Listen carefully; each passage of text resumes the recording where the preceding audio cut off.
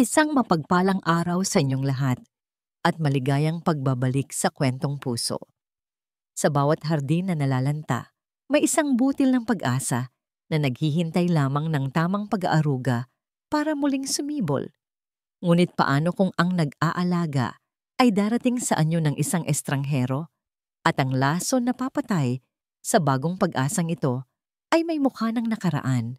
Ito ang kwento ni Lara, isang babaeng susubukin ang tatag ng puso sa pag-aalaga ng isang pamilyang winasak ng trahedya at sa pagharap sa isang anino na gustong agawin ang lahat. Ang kanyang paglalakbay ay hindi magsisimula sa sikat ng araw sa isang hardin, kundi sa nakabibinging katahimikan ng isang mansyon at sa isang tinig na kasing lamig ng hangin sa Tagaytay. May 3 patakaran sa bahay na ito, Miss Cruz. Ang mga salitang iyon ang sumalubong kay Lara. Hindi isang magandang umaga o maligayang pagdating. 3 patakaran mula sa isang lalaking nakatayo sa tuktok ng grandiosong hagdanan na ang anino ay tila mas mahaba at mas madilim kaysa sa kanya. Siya si Rafael Villarreal at ang bawat salita niya ay parang yelo na tumusok sa puso ni Lara, na puno pa naman ng pag-asa sa kanyang paglalakbay mula Baguio. Una, pagpapatuloy ni Rafael, bumababa sa bawat baitang ng hagdan na may bigat. Narito ka para sa anak ko at para lamang sa anak ko. Napatango si Lara habang masumigpit ang hawak niya sa strap ng kanyang bag. Pangalawa, ang relasyon mo sa kanya ay strictly professional. Tagapag-alaga ka, hindi pamilya. Aray, ang salitang pamilya ay tila isinampal sa kanya. At pangatlo, sabi ni Rafael, ngayon ay nakatayo na sa harap niya. Ang mga mata ay walang emosyon. Ano man ang mangyari, huwag na huwag kang papasok sa West Wing. Malinaw? Opo, sir. Malinaw po. Mahinang sagot ni Lara. Ang pag-asang dala niya kanina ay unti-unting napalitan ng kaba. Ang mansyon na sa labas ay parang palasyo, sa loob pala ay isang kahariang may matataas na pader ng kalungkutan. Manang LV, ihatid mo na siya sa kwarto niya. Isang matandang babae na may mabait na mukha ang lumapit mula sa kusina. Sa ngiti ni Manang LV, doon lang nakahanap si Lara ng kahit katiting na init. Halika, Hija, sabi ng matanda. Ang boses ay puno ng pag-unawa. Pagpasensyahan mo na si Sir Rafael. Ganyan lang talaga yan. Simula nang hindi na niya itinuloy. Dinala ni Manang Elvis si Lara sa isang simpleng kwarto sa ground floor.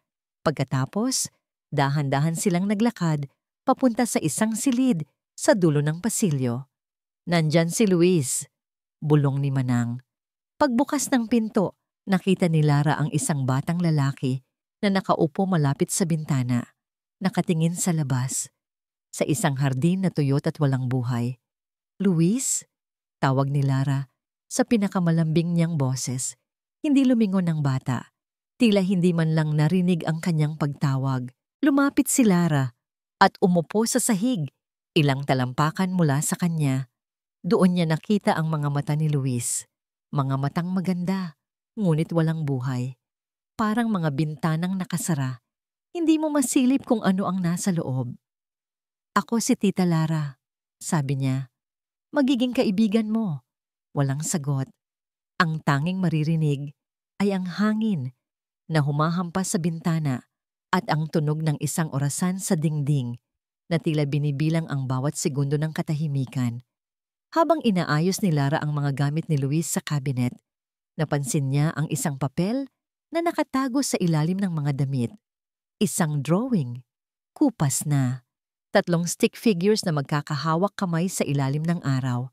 Isang mataas na lalaki, isang babaeng may mahabang buhok, at isang maliit na bata sa gitna. Pamilya. Dahan-dahan niyang pinunasan ang alikabok sa papel at maingat na ibinalik ito. Isang maliit na piraso ng kaligayahang nakaraan. Nang banggitin niya kay Manang LV, ang tungkol sa hardin, biglang nagbago ang mukha ng matanda. Paboritong lugar yan ni Ma'am Isabela, sabi niya. At sa pagbanggit ng pangalan, tila may dumaang takot sa kanyang mga mata bago ito pilit na ngumiti.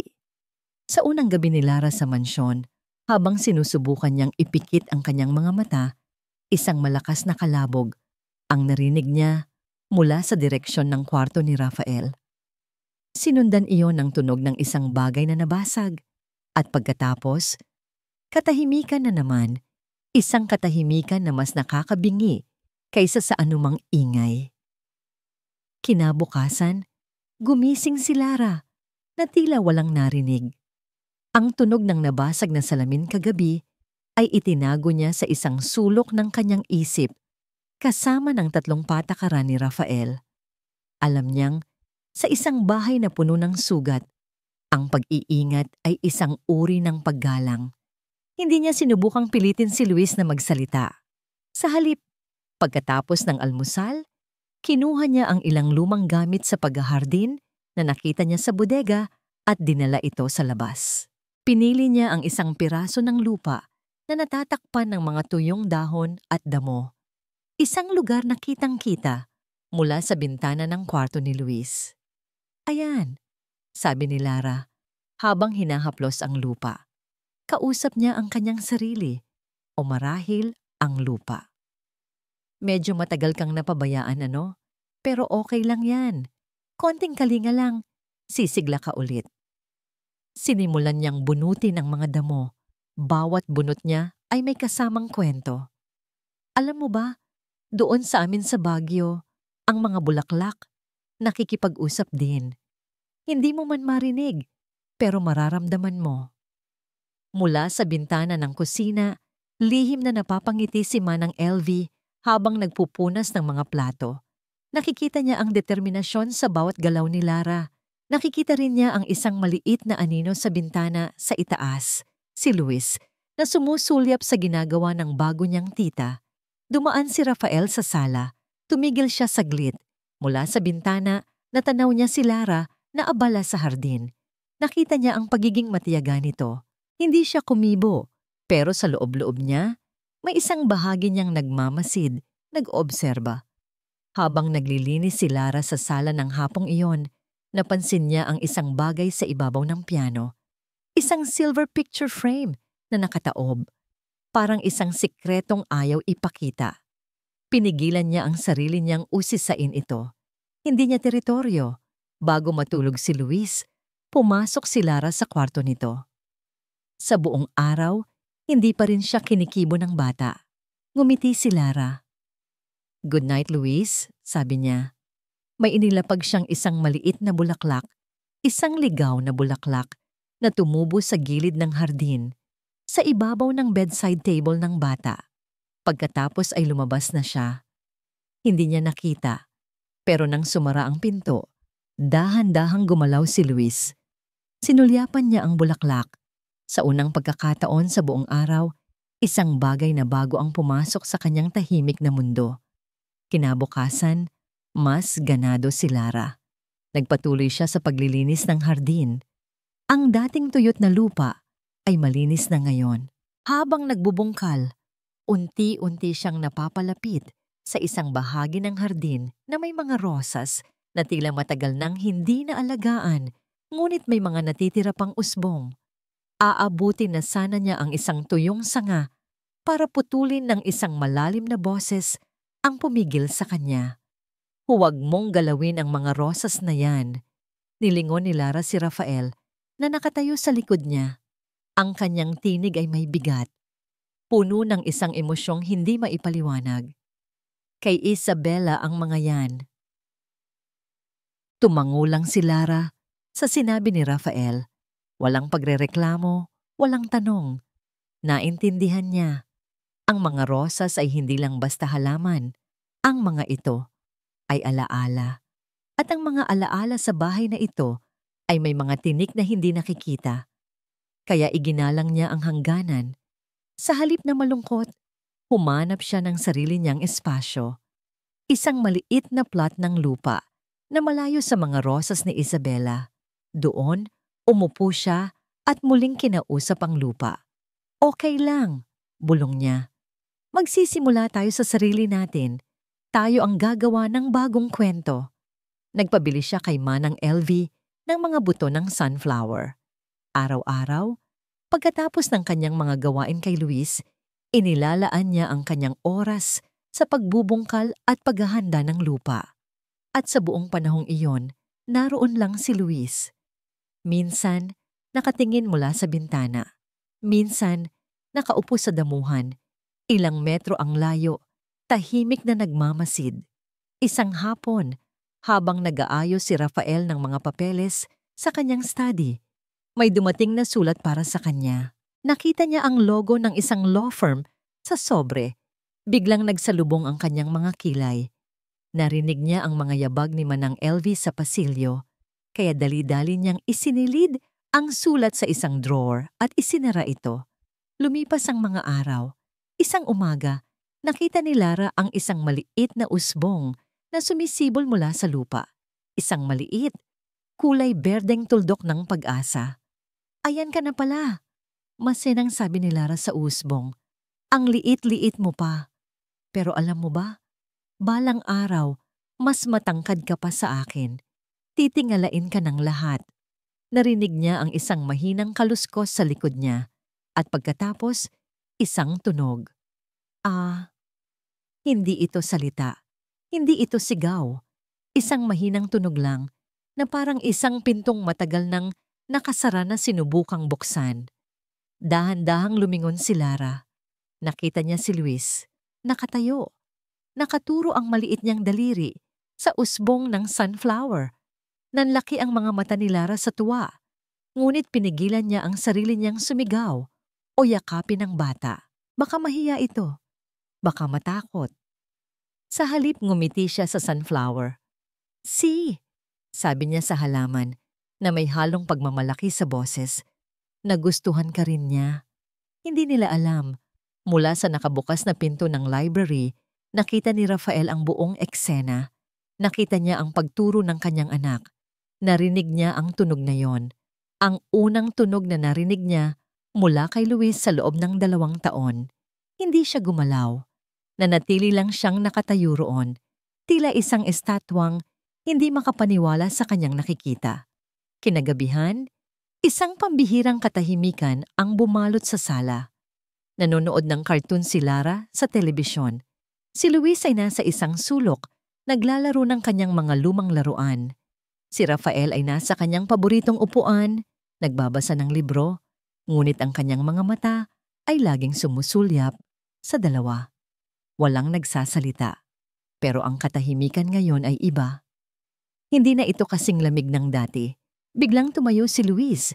Dahan-dahan siyang naglakad. Hindi papunta sa kanyang ama. Hindi papunta sa kanyang kwarto. Lumapit siya kay Lara. Walang salitang namutawi. Hinawakan ng bata ang laylayan ng damit ni Lara at umupo sa sahig sa tabi niya. Isang maliit na kamay na nakakapit. Na parang isang munting angkla na naghahanap ng kanlungan.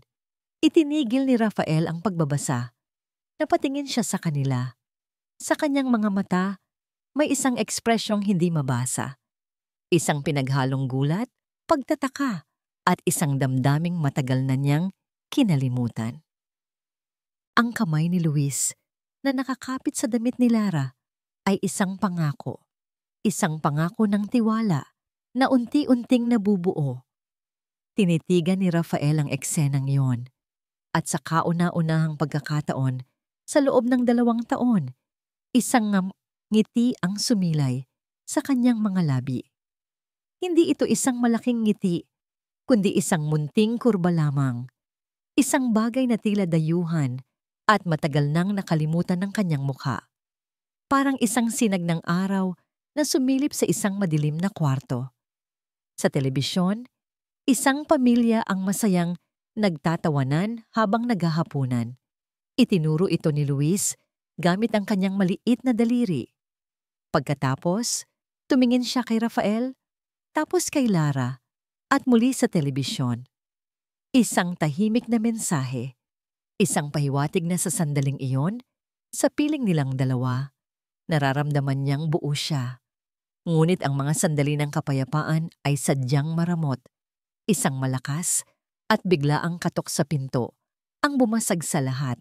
Nagkatinginan sila. Nagmamadaling tumayo si Manang LV mula sa kusina para buksan ito. Pagpihit ng seradura, ang hangin sa buong mansyon ay tila nanigas. Nakatayo sa pintuan ng isang babae. May dala siyang maleta at isang ngangiting pamilyar na pamilyar.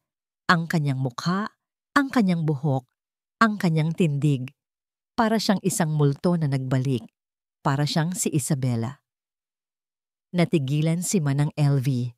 Si Lara ay napuno ng pagtataka. Ngunit si Rafael ay parang nakakita ng isang bagay na imposible. Ang librong hawak niya ay nahulog sa sahig. Surprise! Masayang bati ng babae. Ang kanyang boses ay puno ng sigla na tila hindi nababagay sa malamig na bahay. Hindi na ako nakapaghintay sa Pasko. Kuya Rafael, sa isang iglap, lahat ng init na nabuo sa sala ay naglaho. Agad na binitawan ni Luis ang damit ni Lara. Ang kanyang maliit na katawan ay nanigas. Nanlaki ang kanyang mga mata, hindi sa pagtataka, kundi sa purong takot. Nagsimula siyang manginig at mula sa kanyang lalamunan, isang tunog ang lumabas, isang tunog na parang nasasakal, na parang isang sigaw na hindi makawala. Ang tunog ng isang bangungot na nagbabalik. Ang takot sa mga mata ni Luis ay isang alarma na tanging si Lara ang nakarinig ng malinaw. Agad siyang lumuhod para sana aluin ang bata, ngunit isang anino ang dumaan sa kanya. "Oh my poor nephew," sabi ni Veronica. Ang boses ay nag-uumapaw sa pekeng pag-aalala. Lumuhod din siya, sinusubukang hawakan ang balikat ni Luis. "Na-miss mo ba si tita?" Pero marahas na umatras si Luis, tila napaso. Nagtago siya sa likod ng mga binti ni Lara. Ang kanyang panginginig ay lalong lumakas. Napahiya, tumayo si Veronica at pilit nang ngumiti. Ang kanyang mga mata ay lumipat kay Lara. Tinitingnan siya mula ulo hanggang paa na may halong pagtataka at bahagyang pagmamaliit. Doon lang tila natauhan si Rafael. "Veronica," usal niya, ang boses ay garalgal. "Bakit hindi ka nagsabing darating ka?" "I wanted to surprise you, kuya. It's been too long," sabi niya, bago muling tumingin kay Lara. "And who is this?" "Si Lara Cruz, ang tagapag-alaga ni Luis," sagot ni Rafael. Ang salitang tagapag-alaga ay binigkas ni Rafael na may bigat. Ngumiti si Veronica kay Lara, isang ngiting hindi umabot sa kanyang mga mata. "I see. Well, it's nice to meet you. I'm Veronica, Isabella's twin sister."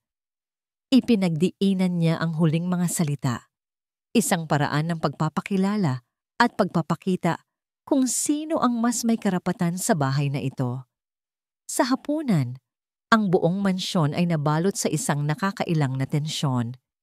Si Veronica ang bida sa lamesa. Nagkukwento siya tungkol sa mga masasayang alaala nila ni Isabela noong bata pa sila, mga kwentong nagpabalik ng lungkot sa mga mata ni Rafael. Bawat kwento niya ay tila isang pader na itinatayo sa pagitan nilang tatlo at ni Lara na tahimik lang na kumakain. Malinaw na ipinaparamdam ni Veronica na siya ay parte ng pamilya at si Lara ay isang tagalabas. "Ano na nga palang paboritong ulam ni Kuya Rafael ngayon, Manang?" Biglang tanong ni Veronica na nakatingin kay Manang LV. Bago pa man makasagot ang matanda, sumagot si Veronica sa sarili niyang tanong. "Never mind, I know. Adobong manok. The way Mom used to cook it for him and Isa. Some things never change, right, Kuya?" Tumangulang si Rafael, nawawala sa sariling pag-iisip. Pagkatapos ng hapunan, nagpaalam si Lara na magpapahinga na. Habang paakyat siya sa hagdan, narinig niya ang bulong ni Veronica kay Rafael. "Don't worry, Kuya. Now that I'm here, I'll help you. We'll be a family again." Pagsapit ng gabi, hindi mapakali si Lara. Bumaba siya para uminom ng tubig. Habang nasa kusina, may narinig siyang pabulong na boses mula sa kwarto ni Veronica sa kabilang pasilyo. Yes, everything is going according to plan. Sino kaya ang kausap niya? Babalik na sana si Lara sa kanyang kwarto nang may napansin siyang isang bagay na nagpatigil sa kanyang paghinga. Ang pinto ng West Wing, ang lugar na sinabi ni Rafael na off-limits, ay bahagyang nakabukas. At mula sa siwang, nakita niya si Veronica. Dahan-dahan itong pumasok sa dating opisina ni Isabela at isinara ang pinto sa likod niya. Hindi kinumpronta ni Lara si Veronica. Alam niyang wala siyang karapatan. Ngunit kinabukasan, si Rafael mismo ang nagabang kay Veronica sa baba ng hagdanan. "Veronica, nag-usap na tayo," sabi niya. Ang boses ay kalmado ngunit may diin. Ang West Wing. Hindi siya pinatapos ni Veronica. Agad na namuo ang luha sa mga mata nito, isang perpektong pagganap. "I'm sorry, kuya. I miss her so much. Gusto ko lang maramdaman ulit ang presensya niya. Kahit saglit." May kinuha siyang isang lumang litrato mula sa kanyang wallet. Isang litratong kupas na kung saan magkaakbay ang dalawang magkamukhang dalagita sa dalampasigan. "Look," sabi niya. Ang boses ay basag. "Remember this?" Ang sabi niya dito, hinding-hindi niya ako iiwan. Ang sandata ni Veronica ay alaala. At ito ang pinakamalakas na sandata laban kay Rafael. Nakita ni Lara ang paglambot ng mukha ni Rafael. Ang pagtatanggol sa kanyang mga patakaran ay natunaw sa harap ng isang litrato. Dahan-dahan niyang hinawakan ang kamay ni Veronica. "I know," bulong niya. "I miss her too." Nakuha ni Veronica ang kanyang gusto. Ang West Wing ay hindi na naging off-limits sa kanya at doon nagsimula ang kanyang unti-unting pananakop. Isang araw, may mga bagong kurtina na sa sala. Kinabukasan, inilipat niya ang mga muebles. "Para mas maging masaya naman ang bahay na to, kuya. It's too gloomy," palusot niya. Ngunit ang totoo, binubura niya ang anumang bakas ng simpleng kaayusan na idinulot ni Lara. Isang hapon, habang naglalaro si Luis sa hardin kasama si Lara, lumapit si Veronica kay Rafael. "Kuya, I'm so happy Luis is making progress," sabi niya. "But maybe we need a real specialist. I found this highly recommended child psychologist from Manila para mas mapabilis ang recovery niya." Isang direktang patama sa kakayahan ni Lara na binalot sa kunway pagmamalasakit. Nakita ni Lara ang pag-aalinlangan sa mukha ni Rafael. Isang butil ng duda ang itinanim ni Veronica. Ang pinakamasakit ay ang mga maliliit na bagay. Isang umaga, pumita si Lara ng isang bagong bukas na sunflower at inilagay ito sa isang florera sa gitna ng sala. Isang patak ng liwanag sa loob ng malungkot na bahay. Pagbalik niya, wala na ang bulaklak. Hindi niya alam. Nakita ni Manang LV ang lahat. Nakita niya kung paanong tiningnan ni Veronica ang bulaklak na may pag-irap. Kinuha ito at walang pusong itinapon sa basurahan na natatakpan ng dyaryo. Nang makaalis si Veronica, tahimik na kinuha ni Manang LV ang bahagyang lanta ng sunflower mula sa basurahan. Dinala niya ito sa kanyang maliit na kwarto at inilagay sa isang baso ng tubig. Isang tahimik na pagpanig. Sa mga gabing akala ng lahat ay tulog na, pumupuslit si Veronica sa opisina ni Isabela. Tinitingnan niya ang mga dokumento, mga papeles ng kumpanya, mga stock certificate, mga legal na kasulatan. Ang kanyang ambisyon ay mas malalim pa kaysa sa pag-ibig lang. Isang gabi, habang pababa si Lara para kumuha ng gatas para kay Luis, narinig niyang nag-uusap sina Rafael at Veronica sa library. Bahagyang nakabukas ang pinto. Ang boses ni Veronica ay puno ng pag-aalala, isang makamandag na pag-aalala. "Kuya, I'm worried." "Worried about what?" tanong ni Rafael. "That girl." Si Lara. Parang masyado siyang nagiging attached kay Luis. Huminto siya saglit, tila nag-iisip ng tamang salita. "And sa'yo?" "Kuya, alam kong mabait ka pero we have to be practical." Ang salitang practical ay umaling-awngaw sa isip ni Rafael hanggang sa kanyang pagtulog. Kinabukasan, may kakaibang distansya sa kanyang mga kilos. Mas tahimik siya, mas mapagmasid, na tila tinatantya ang bawat galaw sa loob ng sarili niyang pamamahay. Isang umaga, hindi na napigilan ni Manang Elvie ang kanyang tuwa. Sinalubong niya si Rafael sa may pinto ng kusina. May ngiti sa kanyang mga labi. "Sir Rafael, halika po. Tignan ninyo," sabi niya. Nangingislap ang mga mata. Namumulaklak na ang mga sunflower ni Lara. Dinala niya si Rafael sa bintana na nakatanaw sa hardin. At totoo nga, ang dating tuyot na lupa ay isa ng munting paraiso ng mga dilaw na bulaklak. Lahat ay nakaharap sa sikat ng araw. Isang tanawing puno ng buhay, isang nangiti ang muling sumilay sa labi ni Rafael. Ngunit ang nangiting iyon ay agad na naglaho. Paglabas nila sa hardin, nakita nila si Veronica. May kasama itong isang lalaking mukhang brusko at hindi bagay sa hardin. "Kuya, Manang, halik kayo," masiglang bati ni Veronica. "I want you to meet Mang Tony. He's a professional landscaper." Tiningnan ni Lara ang lalaki. Ang mga mata nito ay hindi sa mga halaman nakatingin, kundi sa kabuuan ng bahay, tila sinusuri ang bawat sulok. Ngumiti si Veronica, isang matamis ngunit mapanganib na ngiti. "I decided to do something special. I will restore the garden to its original design. A perfect tribute to Isa," sabi niya, habang inilalabas ang isang lumang litrato ng hardin. Ang ibig niyang sabihin ay malinaw. Bubunutin ang lahat ng itinanim ni Lara. Sa unang pagkakataon, hindi na nakapagtimpi si Lara. Pero nagsimula siyang magsalita. Ang boses niya ay nanginginig. Ang mga halamang ito, ang mga ito ang nagpasaya kay Luis. Humarap sa kanya si Veronica. Ang nangiti ay nawala na. Ang pagpapasaya kay Luis ay trabaho mo. Ang pag-aalaga sa alaala ng kapatid ko, trabaho ko. Ang bawat salita ay isang sampal. "This isn't about you, Lara. This is about family." Kasama sa pag-aalaga kay Luis ang kaligayahan niya. Sagot ni Lara, ngayon ay may tapang na. "Hindi." "Oo." Natigil lang sila nang sumigaw si Rafael.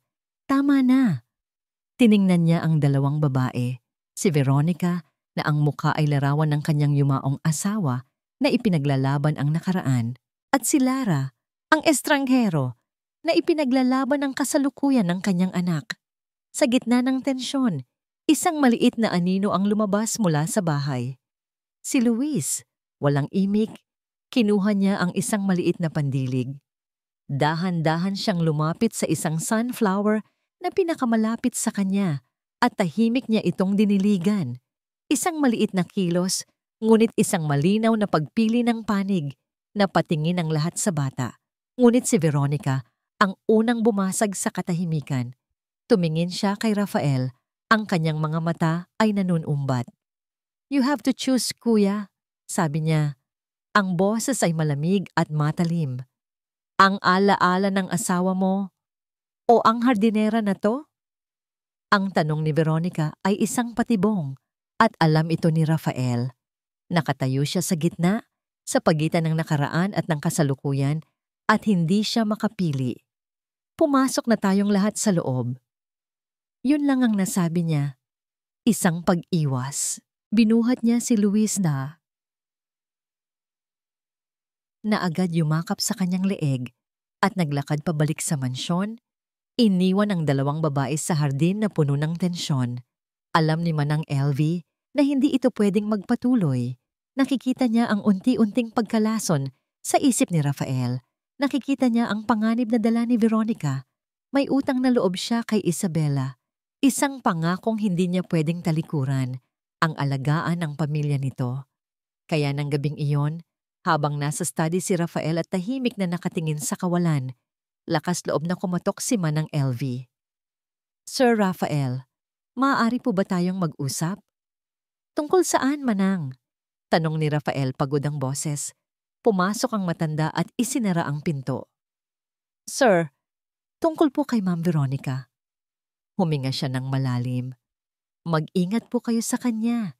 Hindi po siya si Ma'am Isabela. Bago pa niya matapos ang kanyang sasabihin, dahan-dahang bumukas ang pinto. Nakatayo roon si Veronica, may dalang isang tasa ng tsa. "Kuya, I thought you might need this." Ngumiti siya. Ngunit ang kanyang mga mata ay matalim na nakatitig kay Manang LV. Nawala ang pagkakataon. "Sige po, sir. Magandang gabi po." Sabi na lang ni Manang LV at mabilis na lumabas. Nang makaalis si Rafael para ihatid si Luis sa kwarto, hinarang ni Veronica ang matanda sa pasilyo. Wala na ang nangiti. Wala na ang pagpapanggap. "Anong binabalak mong sabihin sa kanya, matanda?" tanong ni Veronica. Ang boses ay malamig at puno ng pagbabanta. Wala po, ma'am." "Listen to me," sabi ni Veronica. Lumapit pa siya. "Matanda ka na. Nagsilbi ka na sa pamilyang ito ng matagal. Baka gusto mong manahimik na lang. Kung ayaw mong isang araw, mapagbintangan kang may kinukuha kang hindi sayo." Nanlamig ang buong katawan ni Manang Ellie. Ang banta ay malinaw. Isang salita lang ni Veronica at ang kanyang dignidad at buong buhay ng pagsisilbi ay masisira. Natakot siya. Kinahapunan, nakaupo si Manang LV sa isang sulok ng kusina. Nanginginig pa rin ang mga kamay. Lumapit si Lara. May daladalang isang tasang tsa. "Okay lang po ba kayo, Manang?" Mahinang tanong ni Lara. "Kanina ko pa po kayo napapansing balisa." Hindi makasagot si Manang LV. Tumango lang siya, pero may isang butil ng luha na pumatak. Mula sa kanyang mga mata, isang luha ng takot at pasasalamat sa simpleng pag-aalala ni Lara. Kinabukasan, habang nag-aayos ng kwarto ni Rafael, napansin ni Manang LV na bahagyang nakabukas ang isang maliit na jewelry box sa ibabaw ng dresser. Ito ang paboritong jewelry box ni Isabela. Sumilip siya sa loob at halos mapahiyaw siya. Ang mamahaling kwintas na perlas, ang huling regalong ibinigay ni Rafael kay Isabela bago ito maaksidente, ay wala na. Nagmamadali siyang bumaba, hinahanap si Rafael, ngunit si Veronica ang kanyang nasalubong sa sala. "Manang, anong problema? Ba't namumutla ka?" tanong ni Veronica, nagkukunwaring walang alam. "Ma'am, yung kwintas ni Ma'am Isabela." Nawawala. Sa sandaling iyon, dumaan si Lara sa likuran nila, galing sa hardin. Napatingin si Veronica sa kanya. At sa harap ni Manang LV, isang maliit, halos hindi mahahalata, nangising tagumpay ang sumilay sa kanyang mga labi. "Nawawala? Paanong nawawala?" Ang boses ni Rafael ay umalingaw-ngaw sa buong sala. Kakababa lang niya at naabutan ng eksena. Si Manang LV na namumutla at si Veronica na may ekspresyon ng perpektong pag-aalala. "Kuya, ang perlas na kwintas ni ate," sabi ni Veronica. Ang boses ay nanginginig. "Yung huling regalo mo sa kanya, wala sa jewelry box niya." Ang mukha ni Rafael ay agad na nagdilim. Ang kwintas na yon ay hindi lang alahas. Ito ang pinakahuling piraso ng alaala niya kay Isabela na nahahawakan. "Nasaan si Lara?" tanong ni Rafael. Ang tono ay nagbago, naging malamig. "Sir, nandito po ako," sagot ni Lara, papalapit mula sa pinto ng hardin. Nakita niya ang kaguluhan sa mga mukha nila. Ano po ang nangyayari? Tiningnan siya ni Veronica. Ang mga mata ay puno ng kunwaring awa. "Lara Hija, huwag ka sanang magagalit pero ikaw lang naman ang ibang tao dito sa bahay bukod sa amin. Nakita mo ba ang kwintas ni Isabela?" Umiling si Lara, naguguluhan. "Hindi po. Hindi ko po alam kung anong itsura nun." "Kung ganoon, baka naman pwedeng para lang mapanatag ang loob ng lahat," sabi ni Veronica. Dahan-dahan na parang ayaw niyang sabihin. "Tingnan natin ang mga gamit mo." "Veronica," saway ni Rafael, ngunit may pag-aalinlangan sa kanyang boses. "What, kuya? Para lang makasiguro tayo," giit ni Veronica. I'm sure maiintindihan naman ni Lara. Kung wala talaga sa kanya, edi mas maganda, di ba? Napatingin si Rafael kay Lara. Sa mga mata niya nag-aagaw ang tiwala at ang lason ng duda na itinanim ni Veronica. Sige po, mahinang sagot ni Lara. Ang kanyang hiya ay mas matindi pa sa anumang galit. Wala po sa akin yan. Naglakad sila papunta sa kwarto ni Lara. Si Veronica ang nanguna na para bang isa siyang imbestigador. Si Rafael ay nasa likod, mabigat ang bawat hakbang. Binuksan ni Veronica ang cabinet ni Lara. Simple lang ang laman nito, ilang pirasong damit, mga lumang libro. Si kuya, wala naman Hindi natapos ni Veronica ang sasabihin. Dahan-dahan, may kinuha siya mula sa ilalim ng tumpok ng mga damit ni Lara. Isang bagay na kumikinang sa ilalim ng ilaw. Ang perlas na kwintas. Tumigil ang paghinga ng lahat. Hindi! Bulong ni Lara. Hindi makapaniwala sa nakikita. Hindi sa akin yan. Hindi ko alam kung paano yan napunta dyan. Ngunit huli na ang lahat. Kinuha ni Rafael ang kwintas. Ang paghawak niya dito ay parang paghawak sa isang sagradong bagay na nilapastangan. Ang kanyang mukha ay napuno ng sakit na mabilis na naging galit, isang galit na nagmula na sa panibagong pagkawala. Magnanakaw! Sigaw ni Veronica. Ang kanyang boses ay umaakto bilang gatilyo. Humarap si Rafael kay Lara. Ang kanyang mga mata ay nag-aapoy. I trusted you, sabi niya. Ang bawat salita ay isang saksak. Pinapasok kita sa bahay ko. Pinagkatiwalaan kita sa anak ko at ito ang igaganti mo? Hindi makapagsalita si Lara. Nais niyang sumigaw na hindi totoo ang lahat. Ngunit ang sakit ng pagtataksil at ang bigat ng hiya ay bumara sa kanyang lalamunan. Ang tanging nagawa niya ay umiling, habang ang mga luha ay nagsimulang mamuo sa kanyang mga mata. Kahit sa gitna ng akusasyon, ang unang hinanap ng kanyang mga mata ay si Luis. Natahimik na nakasilip mula sa pinto ng kanyang kwarto, umiiyak ng walang tunog habang nakikita ang lahat. Tumingin si Rafael sa kanya na may pandidiri. Ang tiwala ay naging abo. Umalis ka sa bahay na ito. Utos niya. Ang kanyang mga salita ay mas matalim pa sa anumang kutsilyo. Ngayon din, walang imik na tumango si Lara. Hindi siya umiyak sa harap nila. Hindi siya nagmakaawa.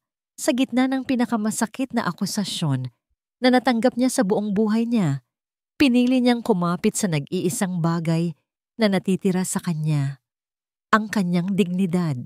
Ang bawat hakbang pabalik sa kanyang kwarto ay parang 1 kilometro ang layo. Ang mga salita ni Rafael ay umuulit-ulit sa kanyang isip. Bawat isa ay isang piraso ng bubog na tumutusok sa kanyang puso. Tahimik siyang pumasok sa kanyang kwarto at isinara ang pinto. Doon lang niya hinayaang bumagsak ang kanyang mga balikat. Huminga siya ng malalim, pinipigilan ng isang hikbi na gustong kumawala. Sinimulan niyang mag-impake. Bawat damit na tinupi niya ay parang isang alaala na kailangan niyang iwan. Ang saya noong unang tumubo ang sunflower, ang nangiti ni Manang LV. Ang unang tunog na narinig niya mula kay Luis. Nag-ring ang kanyang cellphone. Ang nanay niya, hindi niya ito sinagot. Ano ang sasabihin niya? Paano niya ipapaliwanag ang ganitong kahihiyan? Mula sa kanyang bintana, tinanaw niya ang hardin sa huling pagkakataon. Ang mga sunflower ay matatag na nakatayo, nakaharap sa papalubog na araw. Walang kamalay-malay sa bagyo na nangyayari sa loob ng mansyon. Bago niya isara ang kanyang maleta, may naalala siya. Binuksan niya ang maliit na drawer sa tabi ng kanyang kama. Kinuha niya ang kupas na drawing ni Luis, ang 3 stick figures na itinago niya noong unang araw. Tinitigan niya ito. Hinaplos ng kanyang daliri ang guhit ng isang maliit na bata. Ito lang ang tanging bagay na may halaga na nakuha niya mula sa bahay na ito. Isinilid niya ito sa kanyang bulsa. Paglabas niya ng kwarto, dala ang kanyang bag, napahinto siya sa tapat ng silid ni Luis. Sarado ang pinto. Ngunit mula sa loob, may narinig siyang isang mahina, halos hindi marinig na paghikbi. Napapikit si Lara. Gusto niyang kumatok. Gusto niyang pumasok at yakapin ang bata. Ngunit anong karapatan niya? Isa na siyang magnanakaw sa paningin ng lahat. Kaya nagpatuloy siya sa paglalakad. Pagdating niya sa sala, nandoon silang lahat, tila mga estatwa sa isang malungkot na eksena. Si Rafael ay nakatalikod sa kanya, nakatingin sa labas ng bintana. Ang mga balikat ay naninigas. Si Veronica ay nakaupo sa isang silya, may isang maliit na ngisi ng tagumpay sa kanyang mga labi. At si Manang LV ay nasa isang sulok, tahimik na umiiyak, walang magawa. Walang nagsalita habang si Lara ay naglalakad patungo sa pinto. Ang tanging maririnig ay ang tunog ng kanyang mga sapatos sa marmol na sahig. Nakarating siya sa pinto. Huminga siya ng malalim. Dahan-dahan niyang itinaas ang kanyang kamay. Ang kanyang mga daliri na bahagyang nanginginig ay humawak sa malamig na metal ng doorknob. Ang doorknob ay malamig sa kanyang palad. Isang pihit na lang, at lalabas na siya sa pinto. Iiwan ang lahat ng sakit at isasara ang kabanatang ito ng kanyang buhay. Ngunit bago pa man niya ito mapihit, blag! Isang malakas na tunog ang bumasag sa katahimikan. Ang pinto ng kwarto ni Luis ay bumukas ng malakas, tumama sa pader. At mula roon, isang maliit na figura ang tumakbo. Si Luis. Tumakbo siya. Hindi alintana ang kanyang mga binti na matagal nang hindi sanay sa bilis. Ang kanyang mga mata ay nakatuon lamang sa isang tao. Kay Lara. Niyakap niya ng mahigpit ang mga binti ni Lara. Ang kanyang buong katawan ay nanginginig sa pag-iyak. Ibinabaon niya ang kanyang mukha sa damit nito na parabang ayaw na niyang bumitaw. Natigilan ang lahat. Napalingon si Rafael, gulat na gulat. Maging si Veronica ay napatayo. At sa gitna ng nakabibinging katahimikan, sa unang pagkakataon, sa loob ng 2 taon, isang tinig ang narinig. Hindi ito isang ungol. Hindi ito isang bulong. Ito ay isang boses, malinaw, desperado at malakas. Tita, Lara. Bawat salita ay pilit, na parang hinugot mula sa kaibuturan ng kanyang kaluluwa. Huwag kang umalis! Ang mga salitang yon ay parang isang kulog na yumanig sa buong mansyon. Natulala si Lara. Dahan-dahan siyang lumuhod at hinawakan ang mukha ng bata. Luis? Muling nagsalita ang bata. Mas malinaw ngayon, habang ang mga luha ay walang tigil sa pag-agos sa kanyang mga pisngi. Huwag kang umalis. Matapos niyang sabihin iyon, hindi siya tumingin kay Lara. Dahan-dahan niyang inangat ang kanyang ulo at tumingin ng diretso sa mga mata ng kanyang ama. Isang tingin na puno ng pagsusumbong. Isang tingin na humihingi ng tulong hindi para sa sarili niya, kundi para sa babaeng nakayakap sa kanya. Isang himala ang naganap. Ngunit walang may kakayahang magdiwang. Ang boses ni Luis ay hindi lang isang tunog. Ito ay isang salamin na nagpakita ng lahat ng kasinungalingan para itong isang malakas na sampal sa mukha ni Rafael. Ang lahat ng galit niya, ang lahat ng pagdududa, ang lahat ng sakit na dulot ng alaala ni Isabela. Lahat ay naglaho sa isang iglap. Napalitan ito ng isang mas malaking realisasyon, isang katotohanang nakakayanig. Dahan-dahan, halos hindi humihinga, inilipat niya ang kanyang tingin mula sa kanyang umiiyak na anak patungo sa babaeng nagdala ng gulo sa kanyang tahanan. Si Veronica, na ngayon ay namumutla. Ang nangisi ng tagumpay ay ganap ng nabura. Sa kanyang mukha, sa unang pagkakataon, may bakas ng tunay na takot. Huminga ng malalim si Rafael at sa isang mahinang tinig na naglalaman ng isang paparating na bagyo, nagtanong siya, "Anong ginawa mo?" Ang tanong ni Rafael na, "Anong ginawa mo?" ay hindi isang tanong na humihingi ng sagot. Ito ay isang hatol. Natuliro si Veronica. Ang kanyang isip na laging isang hakbang sa unahan ay biglang nawalan ng susunod na gagawin. Ang himala ng pagsasalita ni Luis ay ang nag-iisang bagay na hindi niya napaghandaan. Sa isang iglap ng purong pagkasuklam, hindi kay Rafael, hindi kay Luis, kundi sa simbolo ng kanyang pagkatalo, tumalikod siya, tumakbo siya.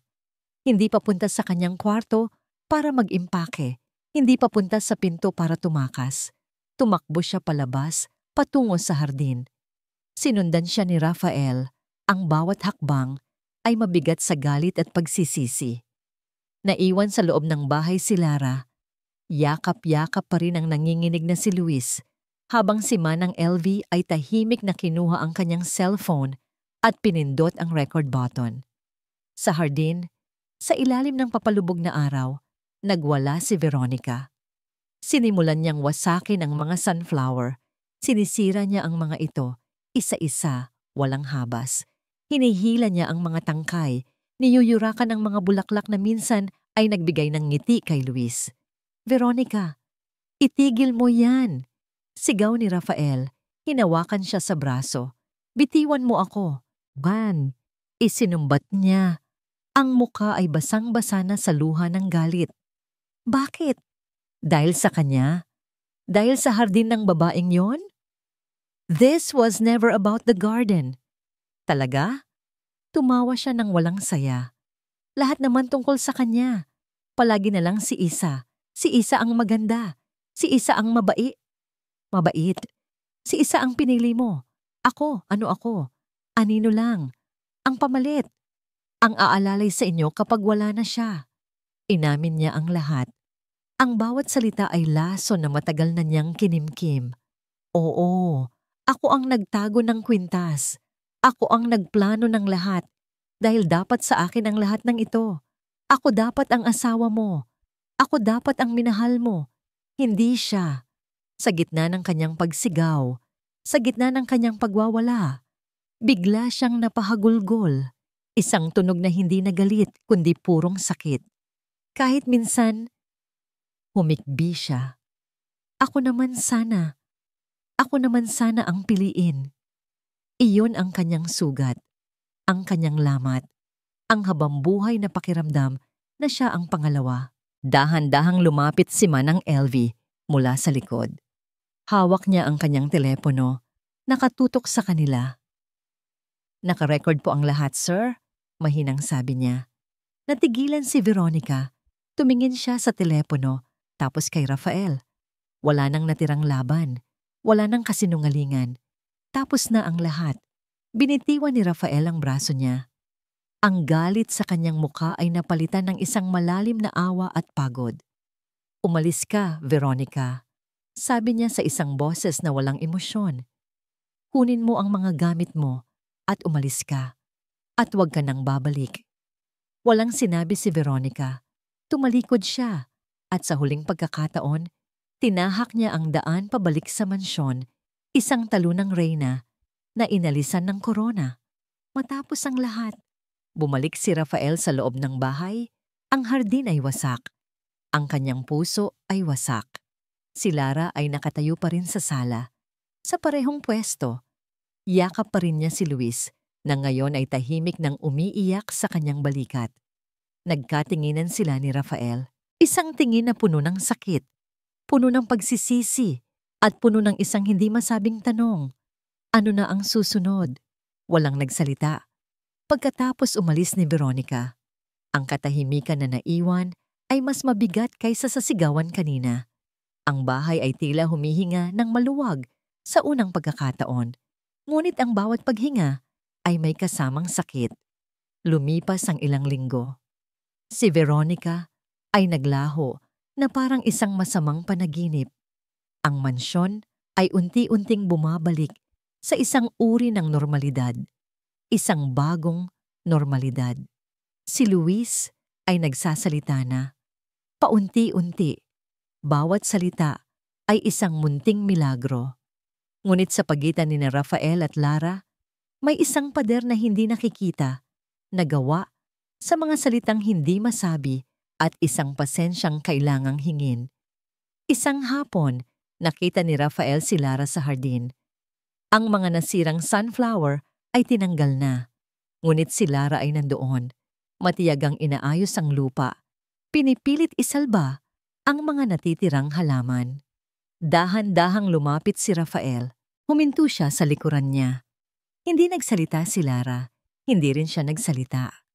Pareho silang nakatingin sa wasak na hardin, isang larawan ng pinsalang idinulot ng nakaraan. Lara, sa wakas, binasag ni Rafael ang katahimikan. Ang pangalan niya lang, pero puno na ito ng kahulugan. Humarap si Lara sa kanya. Patawad, sabi ni Rafael. Ang boses niya ay mahina, ngunit sinsero. Ang mga mata niya, na dati laging malamig, ay puno ngayon ng isang emosyong matagal nang nawala. Pagsisisi. Nagkamali ako. Hindi kita pinakinggan. Hindi kita pinagkatiwalaan. Nabulag ako sa nakaraan. At sa proseso, nasaktan ko ang taong nag-iisang nagdala ng liwanag sa kasalukuyan. Isang luha ang pumatak sa mata ni Lara, ngunit pinunasan niya ito agad. Marami akong naisip nitong mga nakaraang linggo. Pagpapatuloy ni Rafael, nagdesisyon na ako. Aalis na ako sa kumpanya. Nagulat si Lara.